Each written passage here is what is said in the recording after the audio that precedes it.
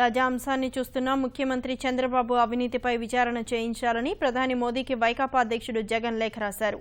ఆదాయ వెల్లడి పథకంలో పేర్లను బయటపెట్టాలని లేఖలో కోరారు. ఆదాయం వెల్లడించిన వారి వివరాలు ముఖ్యమంత్రి చంద్రబాబు బయటకు చెప్పడంపై ఆయన అభ్యంతరం వ్యక్తం చేశారు. ఆదాయం వెల్లడించిన వారి వివరాలు బయటకు చెప్పబోమని సిబిడిటి స్పష్టం చేసిందన్నారు. తెలుగు రాష్ట్రాల్లో ఒక వ్యక్తి 10,000 కోట్ల నల్లధనాన్ని వెల్లడించారని చంద్రబాబు అంటున్నారని లేఖలో పేర్కొన్నారు.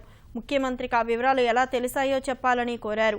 ఖచ్చితంగా లెక్క చెప్తున్నారంటే ఆ వ్యక్తి ఆయన బినామీ అయి ఉండాలని అన్నారు.